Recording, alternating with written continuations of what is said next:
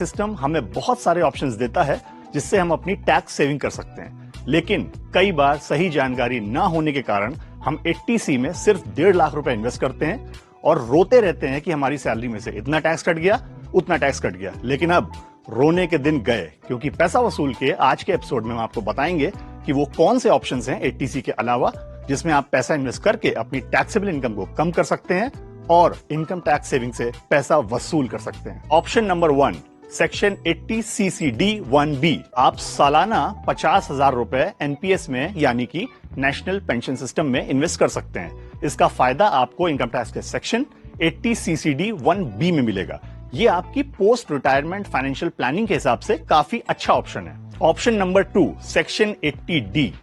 आप health insurance में invest करके प्रीमियम में दिए गए पेमेंट को सेक्शन 80D में दिखा सकते हैं। इसका फायदा आपको इनकम टैक्स में मिलेगा।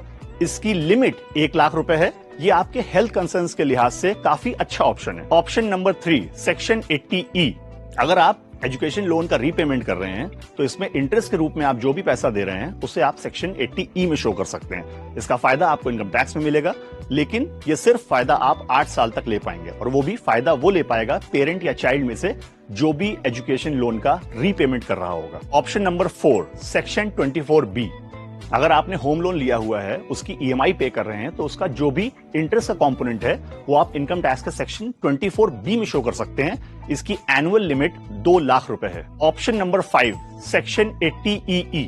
अगर आप फर्स्ट टाइम होम बायर हैं और आपके नाम पर कहीं भी कोई और प्रॉपर्टी नहीं है तो आप इनकम टैक्स के सेक्शन 80EE में 50,000 रुपए का एनुअल बेनिफिट ले सकते हैं एडिशनल। ये सेक्शन 24B के अलावा आपको 2 लाख की लिमिट जो मिलती है उसके अलावा होगा, उसके एडिशनल होगा। बस इसकी कुछ इंपॉर्टेंट कंडीशंस हैं जिन्हें आपको फुलफिल करना होगा। सबसे इंपॉर्टेंट बात, आपका घर की जो कीमत है वो 50 लाख रुपए से ज्यादा नहीं होनी चाहिए। आपने लोन जो सैंक्शन कराया हो उसकी कीमत 35 लाख रुपए से ज्यादा नहीं होनी चाहिए।